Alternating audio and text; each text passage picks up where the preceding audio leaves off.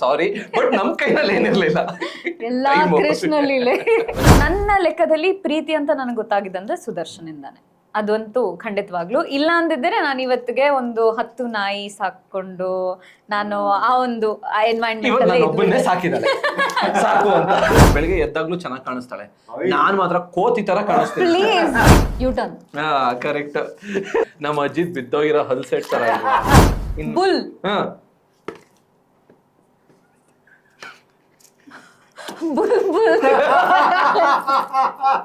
ಅವ್ನು ಯಾಕೆ ನನಗೆ ಮೆಸೇಜ್ ಮಾಡಬೇಕು ಅನ್ನೋ ಒಂದು ಕ್ವೆಶ್ಚನ್ ಅಲ್ಲೇ ನಾನು ಇದು ಬಿಡ್ತೀನಿ. ಅವ್ರು ಯಾಕೆ ನಮ್ಮನ್ನು ಇಷ್ಟಪಡಬೇಕು, ಇಷ್ಟಪಟ್ಟು ನಮಗೆ ಯಾಕೆ ಅದನ್ನ ತಿಳಿಸ್ಬೇಕು?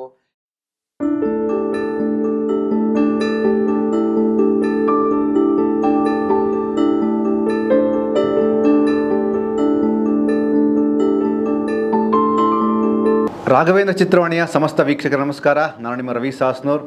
ಇವತ್ತಿನ ಸಂದರ್ಶನ ತುಂಬ ವಿಶೇಷವಾದ ಸಂದರ್ಶನ ಆಗುತ್ತೆ.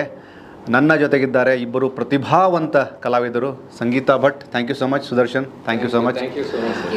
ಪ್ರತಿ ಸಲಿನೂ ಎಲ್ಲೋ ಒಂದು ಕಡೆ ಅಂದರೆ ಸುದರ್ಶನಕ್ಕೆ ಸಿಕ್ಕಿಲ್ಲ, to be frank. But Sangeetha ಸಿಕ್ಕಾಗ ಒಂದು ಒಳ್ಳೆ ಇಂಟರ್ವ್ಯೂ ಮಾಡೋಣ ಎಸ್ ಸರ್ ಮಾಡೋಣ. ಬಟ್ಟು ಸಮಯ ಸಂದರ್ಭ ಕೂಡಿ ಬರೋವರೆಗೂ ಕೃಷ್ಣ ಹೇಳೋದಂಗೆ ಸಾಧ್ಯನೇ ಇಲ್ಲ. ಇದಕ್ಕೆ ಹೇಗೆ ಕನೆಕ್ಟ್ ಆಗ್ತೀರಾ ಫಸ್ಟ್ ನೀವು? ಇಲ್ಲ, ನಾವು ಎಷ್ಟೋ ಪ್ಲಾನ್ಸ್ ಮಾಡ್ತೀವಿ. ನಾವು ನಾಳೆ ಈ ಕೆಲಸ ಮಾಡ್ಬಿಡೋಣ, ಈ ಸ್ಕ್ರಿಪ್ಟ್ ಮಾಡ್ಬಿಡೋಣ, ಈ ಸಿನಿಮಾ ಬಟ್ ಅದು ಆಗೋ ಸಮಯಕ್ಕೆ ಅದು ಆಗೋದು.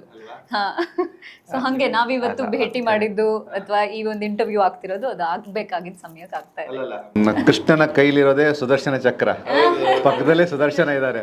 ಅದಕ್ಕೆ ತಿರುಗಿಸೋರು ಇದ್ದೇ ನೀವು ನೋಡಿ. ನಮ್ಮ ಮದುವೆನಲ್ಲಿ ಅವಳು ನನ್ನ ಚೆನ್ನಾಗಿ ತಿರುಗಿಸ್ತಾ ಇರ್ತಾರೆ. ಸೊ ಅದೇ ತರ ನಮ್ ಕಂಟ್ರೋಲ್ ಅಲ್ಲಿ ಏನು ಇರೋದೇ ಇಲ್ಲ. ಫಾರ್ ಎಕ್ಸಾಂಪಲ್ ಟೈಮ್ ಅಂತ ಹೇಳಿದ್ರಲ್ಲ, ಸೊ ನಾವು ಜೀವನದಲ್ಲಿ ಒಂದು ಪ್ಲಾನ್ ಇಟ್ಕೊಂಡು ಹೋಗ್ತಾ ಇರ್ತೀವಿ, ಬಟ್ ಜೀವನನೇ ಇನ್ನೊಂದು ಪ್ಲಾನ್ ಮಾಡ್ತಾ ಇರತ್ತೆ. ಫಾರ್ ಎಕ್ಸಾಂಪಲ್ ಇವತ್ತು ನಾವು ಕರೆಕ್ಟ್ ಆಗಿ ಟೈಮಿಗೆ ಬರ್ಬೇಕು ಅಂತ ಊರಿಗೆ ಮುಂಚೆನೆ ಹೊರಟ್ವಿ, ಬಟ್ ಆಸ್ ಯೂಶುವಲ್ ಅರ್ಧ ಗಂಟೆ ಲೇಟ್ ಆಗಿ ಬಂದ್ವಿ. ಸೊ ಟೆಕ್ನಿಷಿಯನ್ಸ್ಗೆ ನಿಮ್ಗೆ ಸಾರಿ, ಬಟ್ ನಮ್ ಕೈನಲ್ಲಿ ಏನಿರ್ಲಿಲ್ಲ.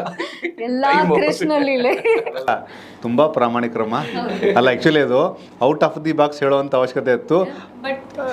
ರೆಕಾರ್ಡಿಂಗ್ ಅಲ್ಲಿ ಹೇಳ್ಬಿಟ್ರು ಸ್ವಲ್ಪ ಲೇಟ್ ಆಯ್ತು ಅಂತ. ಲೇಟ್ ಆಗಿತ್ತು, that is bad, but the traffic is worse ಅಲ್ವಾ? ಸೊ ಬಟ್ ಟೈಮ್ ವಿಷಯದಲ್ಲಿ ತುಂಬಾ ಪ್ರಾಂಪ್ಟ್ ಆಯ್ತಾ. ನನ್ಗೆ ಇಷ್ಟು ಮಿನಿಟ್ಸ್ಗೆ ಇಷ್ಟು ಸೆಕೆಂಡ್ಸ್ಗೆ ನಾನು ಮನೇಲಿ ಇರ್ತೀನಿ ಅಂತ ಕರೆಕ್ಟ್ ಆಗಿ ಹೇಳ್ತಾರೆ. ಅದ್ ಹೆಂಗ್ ಗೊತ್ತೋ ಗೊತ್ತಿಲ್ಲ, ನೀವ್ ಹೇಳ್ದಂಗೆ ಸುದರ್ಶನ ಚಕ್ರ ಚಕ್ರ, ಇಲ್ಲಿ ಕಾಲಿಗೆ ಚಕ್ರ. ಬಟ್ ಸುದರ್ಶನ್ ಅವರು ಅಂದ್ರೆ ಇಂಟರ್ವ್ಯೂ ಮಧ್ಯದಲ್ಲಿ ಕೊಡ್ಬೇಕಾಗಿದ್ದ ಒಂದು ಕೋರ್ ಕಾಂಟೆಂಟ್ ನ ಫಸ್ಟೇ ಕೊಟ್ಬಿಟ್ರು. ನನಗೆ ಸಖತ್ ಆಟ ಆಡ್ಸ್ಬಿಟ್ಟು ನಮಗೆ ಸದ್ಯ ಒಳ್ಳೆ ಮಗ್ ಸಿಗತ್ತೆ. ಕೊನೆಯಲ್ಲಿ ಮಗ್ಗ ಕೊಡೋದು ನೀವು. ಸ್ಟ್ಯಾಂಡ್ ಅಪ್ ಕಾಮಿಡಿನ ಮಿಸ್ ಮಾಡ್ಕೊಂಡವ್ರಿಗೆಲ್ಲ ಇಲ್ಲೊಂದು ಗ್ಲಿಂಪ್ಸ್. ಸಂಗೀತಾ ಭಟ್ ಅವ್ರು ಇಂಟರ್ವ್ಯೂ ಮಾಡ್ತೀನಿ, ಸುದರ್ಶನ್ ಅವ್ರು ಮಾತಾಡ್ತೀನಿ ತಂದಾಗ ನನ್ನ ಒಂದಷ್ಟು ಆಪ್ತ ಸ್ನೇಹಿತರ ವರ್ಗ ಅಥವಾ ನಿಮ್ಮನ್ನು ಪ್ರೀತಿಸುವಂಥ ವರ್ಗ, ಎಷ್ಟೋ ಜನ ನನಗಿಷ್ಟ ಆಗಿದ್ದು ಅವರ ಆ ಕಾನ್ಸೆಪ್ಟಲ್ಲಿ ಕೆಲವರು ಸಂಗೀತಾ ಭಟ್ ಅವರ ರೀಸೆಂಟ್ ಸಿನಿಮಾ ಬಗ್ಗೆ ಮಾತ್ರ ಮಾತಾಡಿದ್ರೆ, ಕೆಲವರು ಪಂಜರದ ಗಿಳಿ ಬಗ್ಗೆ ಮಾತಾಡ್ತಾರೆ, ಸೀರಿಯಲ್ ಬಗ್ಗೆ. ಕೆಲವರು ಬರೀ ಭಾಗ್ಯಲಕ್ಷ್ಮಿ ಬಗ್ಗೆ ಮಾತಾಡಿದ್ರೆ, ಕೆಲವರು ಗೊತ್ತಾ ಗುರು ನಿನಗೆ IT ಫೀಲ್ಡ್ ಅಣ್ಣ, ಸ್ಟ್ಯಾಂಡ್ ಅಪ್ ಕಾಮಿಡಿಯನ್ ಅಣ್ಣ, ಆ ಕೋರ್ ಐಡಿಯಾಗೆ ಕನೆಕ್ಟ್ ಆಗ್ತಾರೆ. ಇದು ಹೇಗೆ ಎನರ್ಜಿ ಕೊಡುತ್ತೆ ಆಸ್ ಆಕ್ಟರ್ಸ್ಗಳಾಗಿ ನಿಮಗೆ? Will start with Sudarshan. Oh my god, ಇವಾಗ ನೀವು ಒಂಥರ ನನ್ನ ಒಂದು ಫ್ಲಾಶ್ ಬ್ಯಾಕ್ಗೆ ಕರ್ಕೊಂಡು ಹೋಗ್ಬಿಟ್ರಿ. Long ago once upon a time ಕಾಲಕ್ಕೆ ಕರ್ಕೊಂಡು ಹೋಗ್ಬಿಟ್ರಿ. ನಾನು ಎಲ್ಲೋ ಮೂಲೆ ನೋಡ್ಕೊಂಡು ಮಾತಾಡೋಣ ಅಂತ ಅನಿಸುತ್ತೆ. ಬಟ್ ಅಂದ್ರೆ ಈ ಜರ್ನಿ ಇದೆಯಲ್ಲ, it is a crazy journey. ಅಂದ್ರೆ ನಾವು ಇದಕ್ಕೆ ಮುಂಚೆನೆ ಮಾತಾಡ್ತಿದ್ವಲ್ಲ, ಅಂದ್ರೆ ಟೈಮ್ ಕೂಡ ಬರೋದು ಅಂತ ಇದೆಯಲ್ಲ, I think that's what it is. But ಅದೊಂದು ಬ್ಯೂಟಿಫುಲ್ ಕಥೆ ಇದೆ. ಒಬ್ಬ ಕಲ್ಲೊಡಿತಾ ಇರ್ತಾನಂತೆ, ಆಯ್ತಾ? ಹೊಡಿತಾನೆ, 10 ಸಲ ಹೊಡಿತಾನೆ, 20 ಸಲ ಹೊಡಿತಾನೆ, 40 ಸಲ ಹೊಡಿತಾನೆ, 90 ಸಲ ಹೊಡಿತಾನಂತೆ, 99 ಟೈಮ್ಸ್ ಹೊಡಿತಾನಂತೆ. ಆ ಕಲ್ಲು ಮುರ್ದೇ ಹೋಗಲ್ವಂತೆ. 100th ಟೈಮು ಹೊಡೆದಾಗ ಕಲ್ಲು ಪೀಸ್ ಆಗ್ಬಿಡುತ್ತೆ. ಅಲ್ಲಿ ಕರೆಕ್ಟ್ ಆಗಿ ಜನ ಅವ್ನು 100th ಟೈಮ್ ಹೊಡಿತಾನಲ್ಲ, ಅವಾಗ ಪಾಸ್ ಆಗಿ ನೋಡ್ಬಿಟ್ಟು ಹೇಳ್ತಾರಂತೆ, ಏನ್ ಗುರು ಇನ್ನು ಒಂದೇ ಶಾರ್ಟ್ ನಲ್ಲಿ ಹೊಡೆದ್ಬಿಟ್ನಲ್ಲ ಅಂತ. ಬಟ್ ಅವನು 99 ಟೈಮ್ಸ್ ಅವ್ನು ಅಟೆಂಪ್ಟ್ ಮಾಡಿದ್ದನ್ನ ಯಾರು ನೋಡೇ ಇರಲ್ಲ ಅಲ್ವಾ? ಅವ್ನ್ ಕಷ್ಟಪಟ್ಟಿದ್ದು, ಆ ಸುತ್ತಿಗೆನ ಕಷ್ಟಪಟ್ಟು ಕೈನಲ್ಲಿ ಇಟ್ಕೊಂಡಿದ್ದು, ಅದು ಸ್ಲಿಪ್ ಆಗೋವಾಗ, ಅಂದ್ರೆ ಮೆಟಫಾರಿಕಲ್ ಆಗಿ ಹೇಳ್ತಾ ಇದ್ದೀನಿ, ಅವ್ನ್ ಪಟ್ಟಿರೋ ಅಂತ ಆ 99 ಟೈಮ್ಸ್ ಎಫರ್ಟ್ ಯಾರಿಗೂ ಗೊತ್ತೇ ಇರಲ್ಲ. ಅದು ಅವನಿಗೆ ಮಾತ್ರ ಗೊತ್ತಿರತ್ತೆ. ಬಟ್ 100th ಟೈಮ್ ಮಾತ್ರ ಅವ್ನಿಗೆ ಅದೊಂದು ಆ ಕೀರ್ತಿ ತಂದ್ಕೊಡುತ್ತೆ, ಆ ಹೆಸರು ತಂದ್ಕೊಡುತ್ತೆ. ಆಮೇಲೆ ಒಂದ್ ಸ್ವಲ್ಪ ಕ್ರಿಟಿಸಿಸಮು ತಂದ್ಕೊಡುತ್ತೆ. ಒನ್ ಟೈಮ್ ಲಕ್ಕಿ, ಒಂದು ಫಸ್ಟ್ ಪ್ರಾಜೆಕ್ಟ್ ನಲ್ಲೇ ಅಲ್ಲ, ಏನೋ ಫ್ಲೂಕ್. ಹೌದು. ಸೊ ಅದೆಲ್ಲ ಆಗತ್ತೆ. But yeah that's how it is. ಅದೇ ತರ ಲೈಫ್. ಬಟ್ ಎಷ್ಟೊಂದು ಜನಕ್ಕೆ ಫಸ್ಟ್ ಅಟೆಂಪ್ಟ್ ನಲ್ಲೇ ಆಗತ್ತೆ. ಕೆಲವರಿಗೆ ಕರೆಕ್ಟ್ ಜಾಗದಲ್ಲಿ ಮಚ್ಚೆ ಇರಲ್ವಲ್ಲ, ಅವ್ರಿಗೆ 99 ಟೈಮ್ಸ್ ಹೊಡಿತಾನೇ ಇರ್ಬೇಕಾಗತ್ತೆ. 100th ಟೈಮು ಅದೇನೋ ಒಂದು ಬೈ ಮಿಸ್ಟೇಕ್ ದೇವ್ರಲ್ಲೆಲ್ಲೋ ಹಿಂಗ್ ನೋಡಿರ್ತಾರೆ, ಆ ಟೈಮಲ್ಲಿ ಏನೋ ವರ್ಕೌಟ್ ಆಗ್ಬಿಡುತ್ತೆ. ಅಯ್ಯೋ ಈ ನನ್ನ ಮಗನ್ಗೆ ಇನ್ನೂ ಕಷ್ಟ ಕೊಡಕ್ ಆಗ್ಲಿಲ್ವಲ್ಲ ನನಗೆ ಅಂತ ಟೆನ್ಷನ್. ಒಂಚೂರು ಮನಸ್ಸು ಮಾಡೋಣ ಅಲ್ವಾ. ಬಟ್ ನಿಮ್ದು ಒಂದಷ್ಟು ನೋಡೋ ಸುದರ್ಶನ್, ಈಗಿನ ಒಂದಷ್ಟು ಜನ ಮಾಡೆಲ್ಸ್ ಬರ್ತಾರೆ ಗೊತ್ತಾ, ಅದು ಮುಂಬೈಯವರಾಗಿರ್ಬೋದು, ಸ್ಪೆಷಲಿ ಮುಂಬೈದವರಾಗಿರ್ಬೋದು, ಕ್ಲೀನ್ ಶೇವ್ ಮಾಡಿ, ಅಂದ್ರೆ ಅದು ತುಂಬಾ ಕ್ಲೀನ್ ಶೇವ್ ಮಾಡಿ ಹ್ಯಾಂಡ್ಸಮ್ ಆಗಿ ಕಾಣಿಸ್ತಾನೆ ಅಂದ್ರೆ ಗುರು ಪಕ್ಕ ಮಾಡಲ್ಲೇ. ನಾನು ಆಮೇಲೆ ಈ ಮಾಡಲ್ಲಿಗೆ ಬರ್ತೀನಿ, ಬಟ್ ಮಾಡಲ್ಲೇ. ಬಟ್ ಆ ಹಳೆ ಗೆಟಪ್ ನೋಡಿದಾಗ ಆ ಇಂಟೆನ್ಸಿಟಿ ಆಫ್ ದ ನೀವು ಪ್ರಾಜೆಕ್ಟ್ ಮಾಡುವಂತಹ ರೀತಿ ಕೂಡ ಹಂಗೆ ಸ್ಟ್ಯಾಂಡರ್ಡ್ ಆಗಿತ್ತು. ಅಯ್ಯೋ ಒಂದೆರಡು ಮೂರು ಇಂಗ್ಲಿಷ್ ಪೇಪರ್ಗಳಲ್ಲಿ ನಾನು ಅದ್ರ ಬಗ್ಗೆ ನಾನು ಬರ್ದಿದ್ದು ನೋಡಿದಾಗ ಸ್ಟ್ಯಾಂಡ್ ಅಪ್ ಕಾಮಿಡಿ ಅನ್ನೋದು ಎಷ್ಟು difficult task. Straight away public ಜೊತೆ ನೀವು ಕನೆಕ್ಟ್ ಆಗಬೇಕು. ಜನ ನಗದೇ ಇಲ್ಲ ಸುದರ್ಶನ್. ಹೌದು, ಅದು ನಿಜ. ನೀವು ನಗಿಸ್ಬೇಕಲ್ಲ ಅಲ್ವಾ. ಅಯ್ಯೋ ನೀವು ನಂಬ್ತಿರೋ ಬಿಡ್ತಿರೋ, ಅವಾಗ ನಾವು ಸ್ಟ್ಯಾಂಡ್ ಅಪ್ ಕಾಮಿಡಿ ಶೋಸ್ ಮಾಡ್ತಿದ್ದಾಗ ಒಂದು ಸೆಕ್ಷನ್ ಆಫ್ ಆಡಿಯನ್ಸ್ ಅವಾಗ ಇದು ಹೊಸದು. Stand up comedy was very new ಕನ್ನಡಕ್ಕಂತೂ. ನಾವು ಅವಾಗ ಮಾಡ್ತಿರೋವಾಗ ಪರ್ಪಸ್ಲಿ ಜಡ್ಜ್ ಮಾಡಕ್ಕೆ ಅಂತಾನೆ ಯೂಶಲಿ ನಮ್ಮ ಕನ್ನಡ ಆಡಿಯನ್ಸು ಎರಡು ತರ ಇರ್ತಾರೆ. ಇದರ್ ದೇ ಆರ್ ವೆರಿ ಸಪೋರ್ಟಿವ್, ಆಯ್ತಾ, ಇಲ್ವಾ ವೆರಿ ಕ್ರಿಟಿಕಲ್.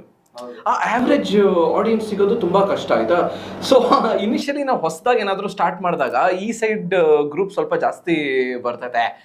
ಏನ್ ಕಿತ್ತಾಗ್ತಾನೆ ನೋಡೋಣ, ನಾನು ಯಾಕೆ ನಗಬೇಕು ಅಂತ ಅಲ್ಲಿ ಕೂತ್ಕೊಂಡಾಗ ಹೆಕ್ಕಲ್ ಮಾಡೋದು ಅಂಥವ್ರೆಲ್ಲ ಇರ್ತಾ ಇದ್ರು. ಸೊ ಆ ಬ್ಯಾರಿಯರ್ಸ್ನ ಬ್ರೇಕ್ ಮಾಡಿ ನಾವೊಂದು ಅದೊಂದು ಕಲ್ಚರ್ ಸ್ಟಾರ್ಟ್ ಮಾಡಿದ್ದಿದ್ಯಲ್ಲ, ನಿಜ ನಿಜ 5 ಪೀಪಲ್ ಇದ್ದಾಗ ಅಫ್ಕೋರ್ಸ್ ಒಬ್ರು ಅನೂಪ್ ಮಯಾನ್ ಅವ್ರು ಇದ್ರು, ಅವ್ರದ್ದೇ ಒಂದು ವಿಷನ್ ಇಂದ ಸ್ಟಾರ್ಟ್ ಆಗಿದ್ದು, ಅವ್ರಿಗೆ ಕ್ರೆಡಿಟ್ ಹೋಗ್ಬೇಕಾದ್ರು. ಸೊ ಅವ್ರ ಒಂದು 5 ಪೀಪಲ್ ಒಟ್ಟಿಗೆ ಬಂದು ನಾವು ಸ್ಟಾರ್ಟ್ ಮಾಡಿದ್ ದಟ್ ಜರ್ನಿ ವಾಸ್ ಬ್ಯೂಟಿಫುಲ್. ಅಲ್ಲಾ ಬೋಲ್ ಲೆಟ್ಸ್ ಡೂ ಹಂಗಾಮ ಅಂತ ತುಂಬಾ ಚೆನ್ನಾಗಿತ್ತು. ಅಂದ್ರೆ ಒಂದು ಚಿಕ್ಕ ಮಗುವಿಂದ ಹಿಡಿದು ನಂಗೆ ಇವತ್ತು ನೆನಪಿದೆ, ಇವ್ರ ಶೋಲ್ ನಾನು ಆಡಿಯನ್ಸ್ ಆಗಿ ಹೋಗಿ ಕೂತ್ಕೊಂಡಾಗ ನಾನು ಆಸ್ ಅನ್ ಆಡಿಯನ್ಸ್ ತುಂಬಾ ಎಂಜಾಯ್ ಮಾಡ್ತಿದ್ದೆ. ಅಂಡ್ ತುಂಬಾ ವಯಸ್ಸಾದವರು ಕೂಡ ಬಂದು ಒಂದು ಫ್ಯಾಮಿಲಿ ಕೂತು ಎಂಜಾಯ್ ಮಾಡುವಂತ ಕಾಂಟೆಂಟ್ ನೀವು ಮಾಡ್ತಿದ್ದೀರಾ, ನಮ್ಗೆಲ್ಲೂ ಒಂಥರ ಮುಜುಗರ ಆಗ್ತಿಲ್ಲ ನೋಡಕ್ಕೆ ಕೇಳಕ್ಕೆ ಎಲ್ಲ ಅಂತ ಹೇಳ್ತಿದ್ರು. we were consciously doing clean content. ಅಂದ್ರೆ ಒಂದ್ ಸ್ವಲ್ಪ ಹೋಗ್ತಿತ್ತು ಅವಾಗ್ಲೂ, ಸ್ವಲ್ಪ ಇದು late 20s early 30s ಅಲ್ಲ, ಸ್ವಲ್ಪ ಹೋಗ್ತಾ ಇತ್ತು ಬೆಲ್ಟ್ ಕೆಳಗೆ. ಬಟ್ ಕೆಳಗಡೆ ಹೋಗೋದಕ್ಕೆ ಮುಂಚೆ ನಾವು ಮೇಲೆ ಎತ್ಕೊಂಡ್ಬಿಡ್ತಿದ್ವಿ. ಅಲ್ಲ ನೀವೇ ಹಿಂಗಂದ್ರೆ ಇನ್ನು ನಮ್ಮ ರವಿ ಮಾಮ ಕ್ರೇಜಿ ಸ್ಟಾರ್ ರವಿಚಂದ್ರನ್ ಅವರು ಸಿನಿಮಾ ಮೂಲಕ ಅಂದ್ರೆ ಅಲ್ವಾ, ನೋಡಿ ದ್ರಾಕ್ಷಿ ಸೇಲೆಗಳು ಫ್ರೂಟ್ ಪ್ರೈಸಸ್ ಜಾಸ್ತಿ ಆಗಿದೆ. ಫ್ರೂಟ್ ಪ್ರೈಸ್ ಮಾತ್ರ ಗ್ರೇಪ್ಸ್ ಹೈ ಇನ್ ಡಿಮಾಂಡ್ ಅವಾಗ. ಹೇಳ್ತೀನಿ ಸರ್, ನಿಮ್ಮ ಒಂದು ಬಿಗ್ ಫ್ಯಾನ್ ಇದಾರೆ ಇಲ್ಲಿ, ಯಾರು ಸಂಗೀತ ಭಟ್ ಎಲ್ಲ ಅವ್ರ ಯಜಮಾನ್ರು ಸರ್. ನಾನು ಅಷ್ಟೇ, ಖಂಡಿತವಾಗ್ಲೂ ವಿ ಆಲ್ ಆರ್ ಹಿಸ್. ಅದೆಲ್ಲ ಬ್ಯೂಟಿ, ಅದೆಲ್ಲ ಮ್ಯಾಚ್ ಮಾಡಕ್ಕಾಗಲ್ಲ, ಮ್ಯಾಜಿಕಲ್ ಅದು, ಮ್ಯಾಜಿಕ್. ಬಟ್ ಯಾವಾಗ ಪಂಜದ ಗಿಳಿ ಅಂದಾಗ ಸಂಗೀತ ಭಟ್ಗೆ ಕನೆಕ್ಟ್ ಆಗೋ ಆ ಒಂದು ಎಸೆನ್ಸ್ ಹೇಗಿತ್ತು ಸಂಗೀತ ಅಂದ್ರೆ, ಕಸ್ತೂರಿ ಬಂದು ಇಫ್ ಐ ನಾಟ್ ರಾಂಗ್ ಕಸ್ತೂರಿ ಬಂತ ಕಸ್ತೂರಿ ಆ ಜರ್ನಿ ಆಲ್ಮೋಸ್ಟ್ ಸುಮಾರು ಅದು ಸೆಲೆಬ್ರೇಟ್ ಮಾಡುವಂತಹ ಸಮಯ, ಅದನ್ನ ಹೇಗೆ ಫೀಲ್ ಮಾಡ್ತೀರಿ? ನಂದು ಅದು ಮೊದಲನೇ ಸೀರಿಯಲ್. ಅದು ನನಗೆ ಸೀರಿಯಲ್ ಯಾವುದೇ ತರ ಎಕ್ಸ್ಪೀರಿಯನ್ಸ್ ಇರಲಿಲ್ಲ. ಸಿನಿಮಾ ಮಾಡಿದ್ದೆ, ಮತ್ತೊಂದಿಷ್ಟು ಆಲ್ಬಮ್ ಸಾಂಗ್ಸ್ ಮಾಡಿದ್ದೆ. ಸೊ ಸೀರಿಯಲ್ ಅಂತ ನಾನು ಫಸ್ಟ್ ಟೈಮ್ ಒಂದು ಇನ್ಸ್ಟಿಟ್ಯೂಷನ್ ಕಾಲಿಟ್ಟಿದ್ದು ಅಂದ್ರೆ ಅದು ಪಂಜರದ ಗಿಳಿ. ಅದನ್ನು ಆಸ್ ಅ ರಿಪ್ಲೇಸ್ಮೆಂಟ್. ಅದು ಮಾಡ್ತಿದ್ದಂತ ಒಬ್ರು ಲೀಡ್ ಏನಿದ್ರು, ಅವ್ರಿಗೆ ತೆಲುಗು ಯಾವುದೋ ಒಂದು ಸೀರಿಯಲ್ ಸಿಕ್ತು ಅಂತ ಹೇಳ್ಬಿಟ್ಟು ಅವರು ಬಿಟ್ರು. ಸೊ ಅಲ್ಲಿಗೆ ನಾನು ರಿಪ್ಲೇಸ್ ಆಗಿ ಬಂದಿದ್ದು.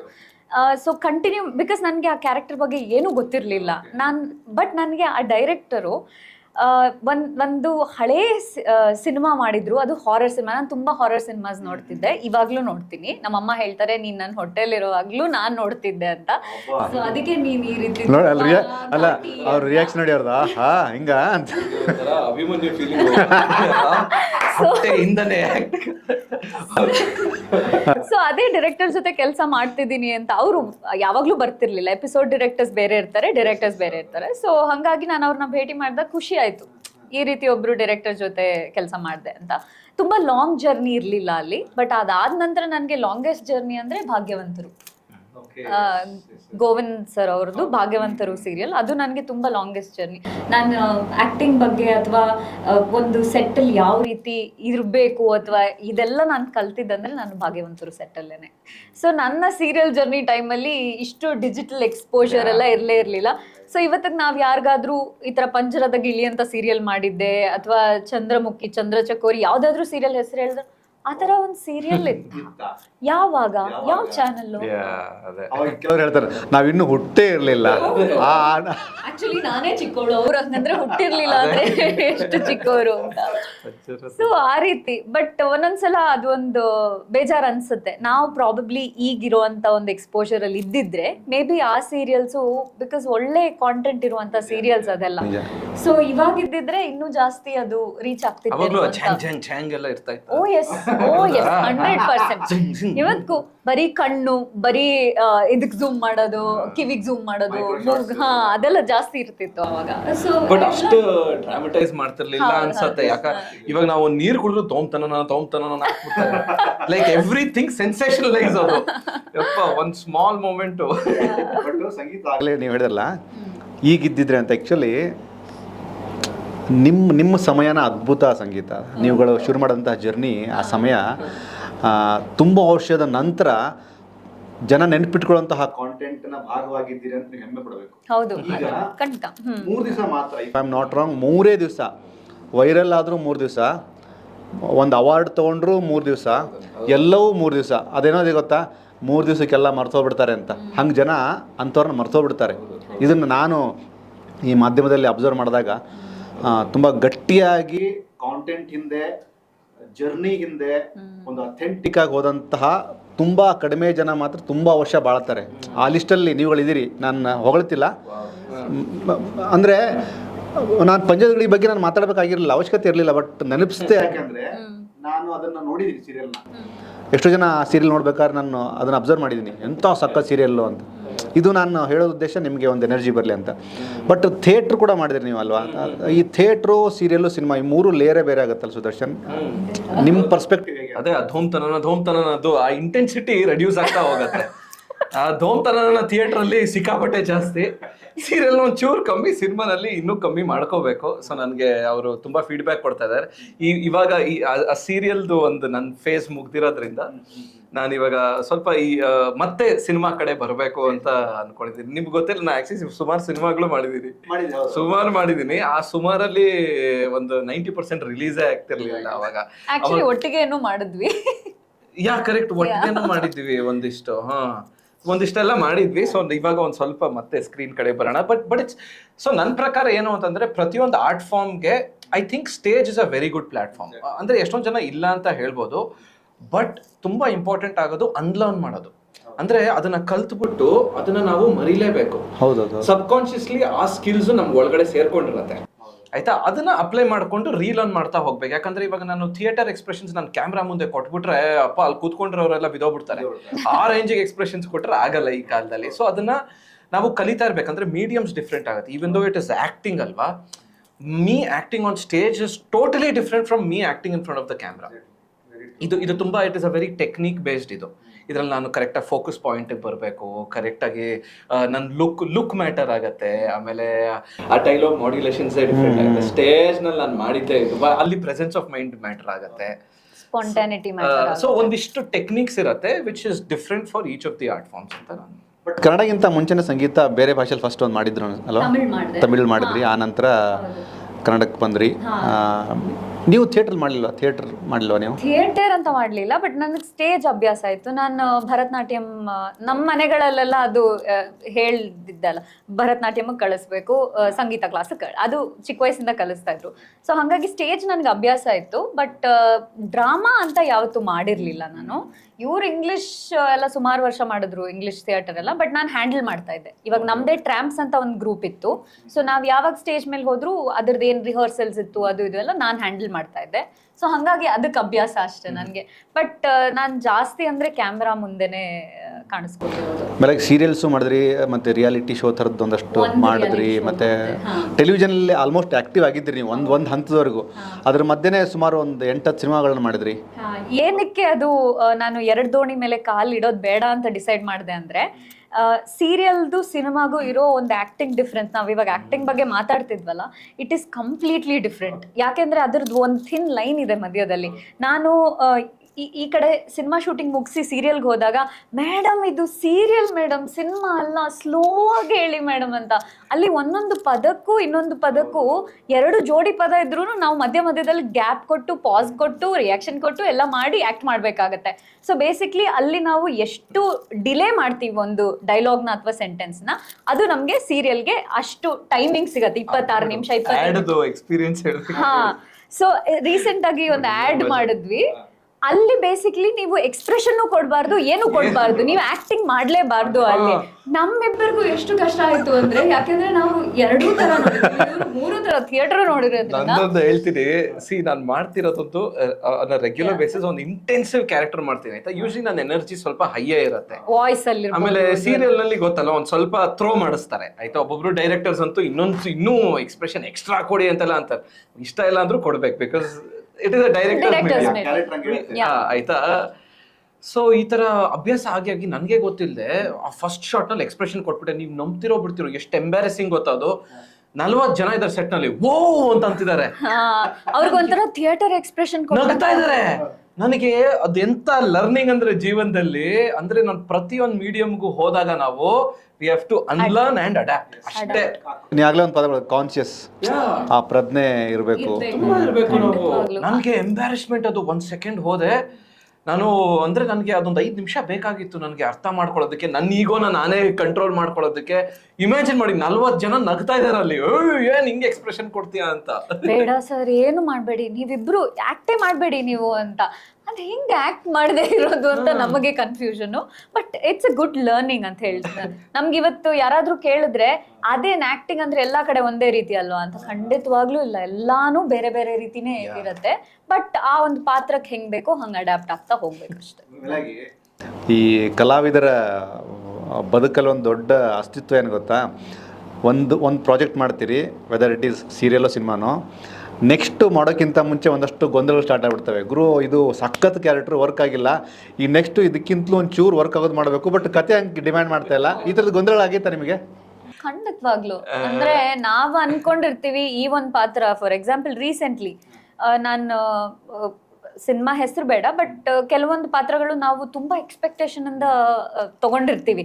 ನಾನು ಅದಕ್ಕೆ ಯಾವ ರೀತಿ ಜೀವ ತುಂಬೋದು, ಅಥವಾ ಇದಕ್ಕೆ ನಾನು ಏನು ಬೇರೆ ನನ್ನದೇ ಆದಂಥ ಯುನೀಕ್ನೆಸ್ ಏನು ನಾನು ಇದಕ್ಕೆ ಕೊಡ್ಬೋದು, ಅದನ್ನ ಜನರ ಮುಂದೆ ಹೇಗೆ ತರೋದು ಅಂತೆಲ್ಲ ತುಂಬ ಪ್ಲ್ಯಾನ್ ಮಾಡಿಕೊಂಡು ತುಂಬ ಎಕ್ಸ್ಪೆಕ್ಟೇಷನ್ ಇಂದ ಇರ್ತೀವಿ.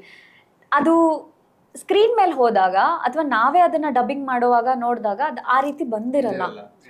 ನಾನು ಇದ್ರ ಮೇಲೆ ತುಂಬಾನೇ ನಂಬಿಕೆ ಇಟ್ಕೊಂಡಲ್ಲ. ಇದ್ರ ಮಧ್ಯದಲ್ಲಿ ನನಗೆ ಆಕ್ಚುಲಿ ಬೇರೆ ಸ್ಕ್ರಿಪ್ಟ್ಸ್ ಬಂತು, ಬಟ್ ನಾನು ಬೇಡ ಇರ್ಲಿ ಇದಕ್ಕೆ ಒಂದಕ್ಕೆ ಕಾನ್ಸಂಟ್ರೇಟ್ ಮಾಡೋಣ ಅನ್ನೋ ಒಂದಷ್ಟು ಸಮಯ ಮತ್ತೆ ನಮ್ಮ ಎನರ್ಜಿ ಎಲ್ಲ ಇದ್ರ ಕಡೆ ನಾವು ಫೋಕಸ್ ಮಾಡಿಬಿಟ್ಟಿರ್ತೀವಿ. ಬಟ್ ಆರ್ಟಿಸ್ಟ್ಗೆ ಆ ಟೈಮ್ ಸ್ಪ್ಯಾನ್ ಅನ್ನೋದು ಹೆಂಗಿದೆ ಅಂದರೆ, ಒಳ್ಳೆ ಪ್ರಾಜೆಕ್ಟ್ಗಳು ಬರ್ತಿದ್ದಾಗ ಮಾಡಿಬಿಡ್ಬೇಕು ಅಂತ.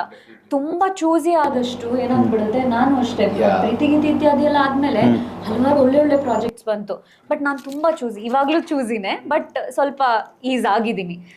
ಸೊ ಆ ರೀತಿ ಇರುವಾಗ ತುಂಬ ಕಷ್ಟ ಆಗ್ಬಿಡುತ್ತೆ. ಯಾಕೆಂದ್ರೆ ಈ ಮುಂಚೆ ಎಲ್ಲ ನಾವು ಹೇಳ್ತಿದ್ವಿ ಒಂದು ಇವಾಗ ಗಲ್ಲಿಗೊಬ್ರು ಆಕ್ಟರ್ ಇದ್ದಾರೆ ಅಂತ ಅವಾಗ ಹೇಳ್ತಿದ್ವಿ. ಇವಾಗ ಗಲ್ಲಿಗೆ ಒಬ್ರಲ್ಲ, ಗಲ್ಲಿಗೆ 1000 ಜನ ಆಕ್ಟರ್ಸ್ ಇದ್ದಾರೆ. ಪ್ರತಿ ಮನೆಯಲ್ಲೂ ಹೀರೋ, ಪ್ರತಿ ಮನೆಯಲ್ಲೂ ಡೈರೆಕ್ಟರ್, ಪ್ರತಿ ಮನೆಯಲ್ಲೂ ಕ್ಯಾಮ್ರಾಮನ್, ಇನ್ಫ್ಲೂಯೆನ್ಸರ್. ಇವಾಗ ಆಕ್ಟರ್ಸ್ಗೆಲ್ಲ ವ್ಯಾಲ್ಯೂನೇ ಇಲ್ಲ, influencers. Yeah, that is also a job. ಅಂದ್ರೆ ಅದನ್ನು ನಾವು ರೆಸ್ಪೆಕ್ಟ್ ಅಲ್ಲ, ಬಟ್ ಅವ್ರಿಗೆ ಇವಾಗ ಆಕ್ಚುಲಿ ಮರ್ಯಾದೆ. ಬಟ್ ಒಂದ್ ಖುಷಿ ಏನ್ ಗೊತ್ತಾ, ಇವಾಗ ಸ್ವಲ್ಪ ಡಿಫ್ರೆಂಟ್ ಆಗಿದೆ. ಅಂದ್ರೆ ಆಕ್ಟರ್ಸೇ ಸೆಪರೇಟು, ಇನ್ಫ್ಲೂಯೆನ್ಸರ್ಸೇ ಸೆಪರೇಟು ಅನ್ನೋ ಒಂದು ಡಿಸ್ಟಿಂಕ್ಷನ್ ಬಂದ್ರೆ ಓಕೆ. ಆ ತರ ಒಂದು ಜನರಿಗೆ ಗೊತ್ತಾಯ್ತು ಅಂದ್ರೆ art is different, this is different. ನಮ್ಗೆ ಇವಾಗ ಪ್ರಮೋಷನ್ ಬೇಕಾಯ್ತು ಅಂದ್ರೆ ನಾವು ಇವ್ರನ್ನ ಮಾರ್ಕೆಟಿಂಗ್ ವಿಷಯದಲ್ಲಿ ಕಾಸ್ಟ್ ಮಾಡೋಣ. ಬಟ್ ನಮ್ಗೆ ಸಿನಿಮಾಗೆ ನಟನೆ ಮಾಡಕ್ಕೆ ಬೇಕು, ಅದಕ್ಕೆ ನಾವು ನಟರನ್ನೇ ಕಾಸ್ಟ್ ಮಾಡ್ಬೇಕು ಅನ್ನೋ ಒಂದು ಥಾಟ್ ಬಂದ್ರೆ ಐ ಥಿಂಕ್ ಬಟ್ ಹಲವಾರು ಜನ ಅನ್ಫಾರ್ಚುನೇಟ್ಲಿ ಆ ಸಿಚುವೇಶನ್ ಇಲ್ಲ. ಅಂದ್ರೆ ಇವಾಗ ಫಸ್ಟ್ ಮಾರ್ಕೆಟಿಂಗ್ ತಲೆಯಲ್ಲಿ ಇಟ್ಕೊಂಡು ಕಾಸ್ಟಿಂಗ್ ನಡೆದ್ಬಿಡುತ್ತೆ ಅದು. That is so unfortunate. ಅಂದ್ರೆ ನಮ್ ಸ್ಕಿಲ್ಗೆ ಕ್ರಾಫ್ಟ್ಗೆ ಬೆಲೆನೇ ಇಲ್ವಾ? ಅಂದ್ರೆ ಇಷ್ಟು ವರ್ಷ ಅಂದ್ರೆ ಎಕ್ಸ್ಪೀರಿಯನ್ಸ್ ಬಗ್ಗೆ ನಾವು ಹೊಗಳ್ಕೊಳ್ಳೋದು ಬೇಡ, ಪ್ರತಿ ಸಿನಿಮಾನು ಒಂದು ಎಕ್ಸ್ಪೀರಿಯನ್ಸ್. ಅಟ್ಲೀಸ್ಟ್ ಆ ಕ್ರಾಫ್ಟ್ ನಲ್ಲೇ ಇದ್ದವ್ರಿಗೆ ನೀವು ಪ್ರಿಫರೆನ್ಸ್ ಕೊಡಬೇಕು. ಓಕೆ, ಇವ್ನಿಗೆ 4 lakh ಫಾಲೋವರ್ಸ್ ಇದಾನೆ ಅಂತ ಕಾಸ್ಟ್ ಮಾಡೋದು may be there is some truth. ಇವಾಗ ಹೇಳ್ತಾ ನನಗೆ ಅನಿಸ್ತಿದೆ, ಎಸ್ ಓಕೆ ಒಂದು ಮಾರ್ಕೆಟಿಂಗ್ ಆಂಗಲ್ ಇರುತ್ತೆ, ಬಟ್ ಸ್ಟಿಲ್ ಅಂಥವ್ರನ್ನೇ ಹಾಕೊಂಡು ಸಿನಿಮಾ ಮಾಡಿದವರು, ಸೀರಿಯಲ್ ಮಾಡಿದವ್ರದ್ದೆಲ್ಲ ಗೊತ್ತಿದೆ ಫೇಟ್ ಏನೇನಾಗಿದೆ ಅಂತ. ಆಮೇಲೆ ಇವನ್ ಅದು ಜೆನ್ವಿನ್ ಆಗಿ ಕನ್ವರ್ಷನ್ ಅಂತ ಹೊರಟ್ರೆ in terms of TRP, I am coming to the core point. TRP ಇದೆ ಗೊತ್ತಾ, ಅದು ಕನ್ವರ್ಟ್ ಆಗಲ್ಲ. I am damn sure. ಯಾಕಂದ್ರೆ ಬಿಕಾಸ್ ನಾನು ಟೆಲಿವಿಷನ್ ಮಾಡೋದ್ರಿಂದ ನನಗೆ ಗೊತ್ತದು. ಸುದರ್ಶನ್ದು ಆ್ಯಕ್ಟಿಂಗ್ ಸ್ಕಿಲ್ ಬೇರೆ, ಸುದರ್ಶನ್ನ ಇಂಟೆನ್ಸಿಟಿ ಆಫ್ ಆ್ಯಕ್ಟಿಂಗ್ ಬೇರೆ. ಇಲ್ಲಿ 4 ಲಕ್ಷ 5 ಲಕ್ಷ 10 ಲಕ್ಷ ಅದು ನೋಡುಗನ ಕಣ್ಣಿಗೆ ಮಾತ್ರ ಅದು ಕಾಣುತ್ತೆ, ಬಿಟ್ರೆ ಅದು ಕನ್ವರ್ಟ್ ಆಗಲ್ಲ. If I am not wrong, ನಿಮ್ಗೆ ಅದು ಗಮನಕ್ಕೆ ಬಂದಿರುತ್ತೆ. ಅಂದ್ರೆ ನಾನು ಅಬ್ಸರ್ವ್ ಮಾಡಿರೋ ಪ್ರಕಾರ of light in around 3-4 years ನಲ್ಲಿ ಫಾಲೋವರ್ಸ್ 1 million ಇದಾರೆ ಅಂತ ಅವನ್ನೇ ಹಾಕೊಂಡು ಸಿನಿಮಾ ಮಾಡಕ್ ಹೊರಟಿರೋರಿಗೆ 1 million ಅಲ್ಲ 1 lakh 1,000 ಬಂದಿಲ್ಲ ಥಿಯೇಟರ್ಸ್ಗೆ. ಅಂದ್ರೆ ಅದು ನೀವ್ ಹೇಳಿದ್ ದಟ್ಸ್ ಅ ಬ್ಯೂಟಿಫುಲ್ ಪಾಯಿಂಟ್. ಟ್ರಾನ್ಸ್ಲೇಟೇ ಆಗಲ್ಲ ಅದು. ಆ ವರ್ಲ್ಡೇ ಡಿಫ್ರೆಂಟ್, ಆನ್ಲೈನ್ ವರ್ಲ್ಡೇ ಡಿಫ್ರೆಂಟ್, ಥಿಯೇಟರ್ ವರ್ಲ್ಡೇ ಡಿಫ್ರೆಂಟ್, ಟಿವಿ ವರ್ಲ್ಡೇ ಡಿಫ್ರೆಂಟ್. ಟಿವಿನಲ್ಲಿ ಇವಾಗ ಹೆಸರು ಬಂದ್ಬಿಡ್ತು ಅಂತ ಇವಾಗ ಓಕೆ ಫಾರ್ ಎಕ್ಸಾಂಪಲ್, ಓಕೆ ನನ್ನ ಕ್ಯಾರೆಕ್ಟರ್ ಒಂದ್ ಸ್ವಲ್ಪ ಇದು ಐಡೆಂಟಿಟಿ ಬಂದ್ಬಿಡಿದೆಯಲ್ಲ, ನೆಕ್ಸ್ಟ್ ಸಿನಿಮಾ ಮಾಡ್ಬಿಡ್ತೀನಿ, 5 ಜನ ಹೋಗ್ಬಿಟ್ಟು ನೋಡಲ್ಲ. End of the day it is the content and interview starting ನಲ್ಲಿ ಮಾತಾಡದ್ವಲ್ಲ ಟೈಮು, ಅಷ್ಟೇ ಕೃಷ್ಣನ್ ಕೃಪೆ, ಕೃಷ್ಣ ಲೀಲೆ ಅಲ್ವಾ.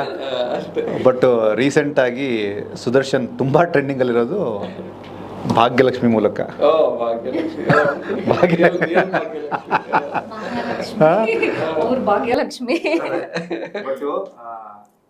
ತುಂಬಾ ಜನ ಅದ ಸೀರಿಯಲ್ ಎಂಜಾಯ್ ಮಾಡಿದ್ದಾರೆ. ಸ್ಪೆಷಲಿ ನಿಮ್ಮ ರೋಲ್ ಬಂದಾಗೆಲ್ಲ ನಾನು ಅದಂತೀನಿ, ಯಾಕೆ ಸಿಟ್ ಮಾಡ್ಕೋತೀರಾ ಅಂತಾರೆ. ಅಂದ್ರೆ ಆ ಕನೆಕ್ಟಿವಿಟಿ ಇದೆ ಗೊತ್ತಾ, ಪಾತ್ರ ಜೊತೆ ಒಂದು ಕನೆಕ್ಟಿವಿಟಿ. ತಾಂಡವ್ ಬಂದ್ರೆ ಇಲ್ಲಿ ತಾಂಡವ್ ಆಡ್ತಾರೆ. ಜನರಿಗೆ ಅವ್ರನ್ನ ನೋಡೋವಾಗ ಸ್ಕ್ರೀನ್ ಮೇಲೆ. ಬಟ್ ನಾನ್ ಹೇಳೋದು ಪಾಪ ಅವರು ಯಾವಾಗ್ಲೂ ನನ್ ಹಿಂಗೆ ಇರ್ತಾರೆ, ಮುಖ ಹಿಂಗೆ ಇರತ್ತೆ, ನಗ್ನಗ್ತಾ ಖುಷಿಯಾಗಿ. ನಾನ್ ನೋಡಿಲ್ಲ, ಕೋಪ ಬರಲ್ಲ. ಅವ್ರು ಏನಾದ್ರೂ ಒಂದು ಹಿಂಗೆ ತಮಾಷೆ ಮಾಡ್ತಾ ಹಿಂಗೆ ಇರ್ತಾರೆ. ಸೊ ಆ ಪಾತ್ರ ಮಾಡೋವಾಗ ನನ್ಗೆ ನಿಮ್ಗೂ ಸಿಟ್ಟು ಬಂತ ಸಂಗೀತ? ಕೆಲವೊಂದು ನನಗೆ ನಿಜವಾದ ಸುದರ್ಶನ್ ಗೊತ್ತಿರೋದ್ರಿಂದ ನನಗೆ ಸಿಟ್ಟು ಬರ್ಲಿಲ್ಲ. ಬಟ್ ಒಂದು ಕೋ ಆಕ್ಟರ್ ಅಥವಾ ಅವ್ರ ಪಾರ್ಟ್ನರ್ ಆಗಿ ಇನ್ನೊಂದು ಆಕ್ಟರ್ ಆಗಿ ನಾನು ಏನ್ ಅವ್ರ ಪರ್ಫಾರ್ಮೆನ್ಸ್ ಇದೆ ಅದನ್ನ ನೋಡಿದಾಗ ಖುಷಿ ಆಯ್ತು. ಯಾಕೆಂದ್ರೆ ಆ ರೀತಿ ಪರ್ಫಾರ್ಮ್ ಮಾಡೋದು ತುಂಬಾನೇ ಕಷ್ಟ. ಅಷ್ಟು ಕೋಪ ಬರ್ದೇ ಇರೋ ಮನುಷ್ಯ ಕೋಪ ಬರೆಸ್ಕೊಂಡು ಆ ಪಾತ್ರಕ್ಕೊಂದು ಲೈಫ್ ಕೊಡ್ತಿದ್ದಾರೆ ಅಂದ್ರೆ ಅದು actually it is difficult, challenging. ಅದು ಮೇಲಾಗಿ ನಾನು ಒಂದು 6 months ಬ್ಯಾಕ್ ಅನ್ಸುತ್ತೆ ಒಂದ್ಸಲಿ ಸುಷ್ಮಾ ಜೊತೆ ಮಾತಾಡಿದೆ ನಾನು. ಸುಷ್ಮಾ, ಪರ್ಟಿಕ್ಯುಲರ್ ಆಗಿ ನಿಮ್ದು ಸುದರ್ಶನ ಕಾಂಬಿನೇಷನ್ ಬಂದ್ರೆ ಆ ಕ್ಲೋಸ್ ಅಪ್ ಶಾಟು, ಆ ಕಾಂಪ್ಯಾಕ್ಟ್ ಶಾಟು, ಆ ಶಾಟು, ಆ ಮೈಕ್ರೋ ಶಾಟ್ಸ್ ಏನ್ ಹಲ್ಚಲ್ ಕ್ರಿಯೇಟ್ ಮಾಡ್ತಾರೆ. ಹೌದು Ravi sir, you knew it very clearly. ಅದು ಹಂಗಿದೆ, ಹಂಗಮ್ಮ ಹಂಗಾಗುತ್ತೆ. ಮೇಲಾಗ ಆ ಲೈನ್ ಕೂಡ ಹಂಗೆ ಮ್ಯಾಟ್ರ್ ಆಗಿತ್ತು. ನಿಮ್ಮ ಟ್ರ್ಯಾಕ್ ಬಂದಾಗ, ಪರ್ಟಿಕ್ಯುಲರ್ ಆಗಿ ಭಾಗ್ಯಲಕ್ಷ್ಮಿ ಟ್ರ್ಯಾಕ್ ಬಂದಾಗ, ಸ್ಪೆಷಲ್ ನಿಮ್ದು ಬಂದಾಗ ಜನ ಅದನ್ನ ಎಂಜಾಯ್ ಮಾಡಿದ್ದಾರೆ. ಅಂದ್ರೆ ನಾನು ಸುಳ್ಳು ಹೇಳ್ಬಾರ್ದು, ಇಲ್ಲ ನಾನೊಂದಷ್ಟು ಎಪಿಸೋಡ್ ನೋಡಿದ್ದೀನಿ, ನಮ್ಮ ಅಮ್ಮನೂ ಕೂಡ ನೋಡಿದ್ದಾರೆ. ಬಟ್ ಭಾಗ್ಯಲಕ್ಷ್ಮಿ ಕೂಡ ನಿಮ್ಗೊಂದೇನೋ ಒಂದು ಹಂತದ ಅಸ್ತಿತ್ವ ಕೊಡ್ತು. ಅದು ಹೆಂಗೆ, ಆ ಪ್ರೊಸೆಸ್ ಹೆಂಗಾಯ್ತು? ಅಂದ್ರೆ Bhagyalakshmi actually long so Covid ಟೈಮ್ನಲ್ಲಿ ಶಿವು ಅಂತ ಒಬ್ರು ಡೈರೆಕ್ಟರ್ ಇದ್ರು. ಅವ್ರು ಇನ್ಯಾವುದೋ ಪ್ರಾಜೆಕ್ಟ್ ಮಾಡಬೇಕು ಅಂತ ನಂದು ಆಡಿಷನ್ನ ಫೋನ್ನಲ್ಲಿ ತೊಗೊಂಡಿದ್ರು. ಇನ್ಫ್ಯಾಕ್ಟ್ ನನ್ನ ಸ್ಟ್ಯಾಂಡ್ ಅಪ್ ಕಾಮಿಡಿ ಮಾಡಿದ ವಿಡಿಯೋಸ್ ನೋಡಿ ಅವರು ಅಲ್ಲಿಂದ ಅಲ್ಲ, ಐ ಥಿಂಕ್ ಅಂದ್ರೆ ಆ ಕ್ರೆಡಿಟ್ ಅವ್ರಿಗೆ ಕೊಡ್ಬೇಕು. ಅವ್ರಿಗೆ ಹೇಗೆ ಕಾಮಿಡಿಯನ್ನ ಇದ್ರಲ್ಲಿ ಮಾಡಿಸ್ಬೋದು ಅನ್ನೋ ಕ್ರೆಡಿಟ್ ಅವ್ರಿಗೆ ಕೊಡ್ಬೇಕು, ಆಯ್ತಾ? ಯಾಕಂದ್ರೆ ಅವ್ರು ನನಗೆ ಒಂದು ಆಡಿಷನ್ ಟೇಪ್ ಮಾಡೋದಕ್ಕೆ ಹೇಳಿದ್ರು. ಅವರು ಆಡಿಷನ್ ಕಳಿಸಿ ಅಂತ ಹೇಳಿದ್ರು. ನಾನು ಆಡಿಷನ್ ತಗೊಂಡಿದ್ದು ಮೇಡಮ್. ಸೊ ಈ ಮಹಾಲಕ್ಷ್ಮಿಯಿಂದ ಆ ಭಾಗ್ಯಲಕ್ಷ್ಮಿ ನೋಡಿ ಸಂಗೀತಮ್ಮ ಪಾಯಿಂಟಿಗೆ ಬಂದ್ರು ಯಜಮಾನ್ರು ಅಲ್ವಾ. ಸೊ ಪಾಪ ಅವರು ಶಿವು ಸರ್ ಅನ್ನೋರು ಅವರೇ ಸ್ವಲ್ಪ ಪುಷ್ ಮಾಡಿದ್ದು. ಆಕ್ಚುಲಿ ನಾನು ಇನ್ನೂ ಟೀಸ್ ಮಾಡ್ತಿರ್ತೀನಿ, ಪಾಪ ಚಾನೆಲ್ ಟೀಮ್ ನಲ್ಲಿ ಇದೆ, ಬಿಕಮ್ ವೆರಿ ಕ್ಲೋಸ್. ನಾನು ಆಕ್ಚುಲಿ ರಿಜೆಕ್ಟ್ ಮಾಡಿದ್ರಂತೆ. ಅಫ್ಕೋರ್ಸ್ ಅಂದ್ರೆ ನನ್ಗೆ ಆ ಪರ್ಸನಾಲಿಟಿ ಇಲ್ಲ. ನಾನೇ ಕಾಸ್ಟಿಂಗ್ ಡೈರೆಕ್ಟರ್ ಆಗಿದ್ರೆ ಈ ತರ ಒಂದು ರೋಲ್ಗೆ ಒಂದು 6 ಅಡಿ ಇರೋನು, ಒಂದಿಷ್ಟು ದಪ್ಪ ಬೈಸೆಪ್ಸ್ ಇರೋ, ಅಂದ್ರೆ ನೋಡಿದ ತಕ್ಷಣ ಒಂಥರ ಇಂಟಿಮಿಡೇಟಿಂಗ್ ಆಗಿರ್ಬೇಕು, ಆ ಪರ್ಸನಾಲಿಟಿ ಇರಬೇಕು. ನಾನಾಗಿದ್ರೆ ನಿಜವಾಗ್ಲೂ ಅಂತವನ್ನ ಕಾಸ್ಟ್ ಮಾಡ್ತಿದ್ದೆ. ನಾನ್ ನೋಡಿದ್ರೆ ಒಳ್ಳೆ ಯಾವ್ದು ಒಣಗೋಗಿರೋ ಒಂಥರ ಇದ್ದೀನಿ. ಅರ್ಧಕ್ಕೆ ಇದು 6 ಅಡಿ ಇರೋ ಬದಲು 5'6" ಇದ್ದೀನಿ. ಸಂಗೀತ ಬೇಜಾರಾಗುತ್ತೆ ಅಲ್ಲ, ನಾನು 5.5 ಇಲ್ಲ. ಅಲ್ಲ, ಇರೋದನ್ನ ಹೇಳಲೇಬೇಕು ತಾನೆ. ಕೂದಲೆಲ್ಲ ಖಾಲಿ ಸೈಟ್ ಆಗಿದೆ. ಆ ಸೀರಿಯಲ್ ಬರೋರೆಲ್ಲ ಹೆಂಗಿರ್ತಾರೆ, ಫುಲ್ ಬಾಡಿ ಎಲ್ಲ ಇರುತ್ತೆ. ಸೊ ನನಗೆ ಇದು ಹೆಂಗ್ ಸಿಕ್ತೋ ನನಗೆ ಗೊತ್ತಿಲ್ಲ, ಬಟ್ ಅದನ್ನೇ ಹೇಳಿದ್ನಲ್ಲ, I try to make the most of it ಅಷ್ಟೇ. ತುಂಬ ಮಾಡಿದ್ದಾರೆ. ಅಂದರೆ ನಮ್ಗೆ ಗೊತ್ತಾಗುತ್ತೆ ಒಂದು ಸಣ್ಣ ಸಣ್ಣ ಶಾರ್ಟ್ಸ್ಗಳಲ್ಲೇ ಈಗ ಸಿಟ್ಟನ್ನು ತೋರಿಸೋದಕ್ಕೆ ಸ್ಟ್ರೇಟ್ ಅವೇ ಒಬ್ಬ ಟೆಲಿವಿಷನ್ ಆ್ಯಕ್ಟ್ರಿಗೆ ಒಂದು ಹಂತ ಮಾತ್ರ. ಆಲ್ರೆಡಿ ನೀವು ಥಿಯೇಟ್ರು, ಈ ಕಡೆ ಸ್ಟ್ಯಾಂಡಪ್ ಕಾಮಿಡಿಯನ್ ಆಗಿ ನೀವು ಮಾಡಿದ್ರಿಂದ ಈ ಕಡೆ ಜೊತೆ ಪ್ಯಾರಲಾಗಿ ಸಿನಿಮಾಗಳು ಎಲ್ಲವೂ ಆಗಿರುತ್ತಲ್ಲ, ಅದೇನು ದೊಡ್ಡ ವಿಷಯ ಆಗಿರಲ್ಲ. ಪ್ರೀತಿ ಗೀತಿ ಇತ್ಯಾದಿ ಅಂದಾಗ ಇವರೇ ಇತ್ಯಾದಿನ ಮನೆಗೆ ಕರ್ಕೊಂಡು ಹೋಗ್ಬಿಟ್ಟು ಸಿನಿಮಾದಲ್ಲಿ ಆಕ್ಚುಲಿ ಇವ್ರಿಗೆ ನಾನು ಸಿಕ್ಕಿರಲ್ಲ. ಸೊ ಹಂಗಾಗಿ ರಿಯಲ್ ಲೈಫ್ ಅಲ್ಲಿ ಆದ್ರೂ ಸಿಗ್ಲಿ ಅಂತ ಕರ್ಕೊಂಡು ಈಗಲೇ ಫೋನ್ ಹೊಡೆಯವ್ರಿಗೆ ಫೋನ್ ಮಾಡ್ತೀನಿ. ಕರ್ಕೊಂಡು ಹೋಗಿದ್ದು ಒಳ್ಳೇದಾಯ್ತು ಬಿಡಿ. ಒಂದು ಇಮೇಜು ಅಂದರೆ ನಮ್ಮ ಟೀಮ್ ಅವ್ರು ಕಳಿಸಿದ ಇಮೇಜು. ಈ ಕಡೆ ಪವನ್ ಸರು, ಮಧ್ಯ ಸಂಗೀತಮ್ಮ, ಇವರಿದ್ದಾರೆ. ಒಂದೊಂದು ರಿಯಾಕ್ಷನ್ ಒಂದೊಂದು ಕತೆ ಹೇಳುತ್ತೆ. ಓಕೆ, ಒಂದೊಂದು. ಬಟ್ ಇದ್ರ ಮಧ್ಯೆ ಪ್ರೀತಿಗೊಂದು ಬೇರೆ ವ್ಯಾಖ್ಯಾನ ಇದೆ, ಗೀತಿಗೊಂದು ಬೇರೆ ವ್ಯಾಖ್ಯಾನ ಇದೆ, ಇತ್ಯಾದಿಗೆ ಹಲವಾರು. ಇದು ಸಂಗೀತ ನಿಮ್ಮ ಪಾಯಿಂಟ್ ಆಫ್ ವ್ಯೂ, ಪ್ರೀತಿ ಗೀತಿ ಇತ್ಯಾದಿ ರಿಯಲ್ ಲೈಫ್ ಕನೆಕ್ಟ್ ಮಾಡ್ಕೊಂಡು ಮಾತಾಡೋದಾದ್ರೆ? ನನಗೆ ಪ್ರೀತಿ ಅಂತ ಅರ್ಥ ಆಗಿದ್ದು ಬಿಕಾಸ್ ನಾನು ಬಂದಂಥ ಫ್ಯಾಮಿಲಿ ಆಗಿರ್ಬೋದು ಅಥವಾ ನಾನು ಇದ್ದಂಥ ವಾತಾವರಣ ಏನಿತ್ತು, it was not that friendly. ನನಗೆ ಅದು ಪ್ರೀತಿ ಅನ್ನೋದನ್ನ ತೋರಿಸಿಲ್ಲ. May it be physical love ಅಥವಾ ಅದು ಇಮೋಷನಲ್ ಲವ್ ಆಗಿರ್ಬೋದು, ಇಮೋಷನಲ್ ಇದಾಗಿರ್ಬೋದು, ನನಗದು ಸಿಕ್ಲಿಲ್ಲ. ನಾನು ಅಲ್ಲಿವರೆಗೂ, ನಾನು ಆ್ಯಕ್ಚುಲಿ ಸುದರ್ಶನ್ನ ಮೀಟ್ ಮಾಡೋವರೆಗೂ ನಾನು ಮದುವೆ ಆಗಲ್ಲ ಅಂತಾನೆ ಇದ್ದೆ. ನನಗೆ ಈ ರಿಲೇಷನ್ಶಿಪ್ಸ್ ಆಗಿರ್ಬೋದು ಇದು ಯಾವುದು ಬೇಡ ಅಂತಾನೆ ಇದ್ದೆ. ಈತ ಆ ಒಂದು ಪೂರ್ತಿ ಆ ಪರ್ಸ್ಪೆಕ್ಟಿವ್ನೇ ಚೇಂಜ್ ಮಾಡಿದ್ರು. ನನಗೆ ಒಂದು ಗಂಡಸಾಗಿ ಈ ರೀತಿನೂ ಇರ್ಬೋದಾ, ಈ ರೀತಿನೂ ಒಂದು ಕಂಪ್ಯಾಷನ್ ತೋರಿಸ್ಬೋದಾ ಒಂದು ಹೆಣ್ಮಗುಗೆ, ಅಥವಾ ಈ ರೀತಿನೂ ಒಂದು ಪ್ರೀತಿ ವಿಶ್ವಾಸ ಇಟ್ಕೊಳ್ಬೋದಾ ಅನ್ನೋದು ನನಗೆ ಗೊತ್ತಿರಲಿಲ್ಲ. ಅದು ಹಿ ಶೋಕೇಸ್. ನಾನು ಸುಮ್ಮನೆ ಹೇಳ್ತಿಲ್ಲ, ನಿಜವಾಗ್ಲೂ ಹೇಳ್ತೀನಿ. ನಂತರ ಗಂಡ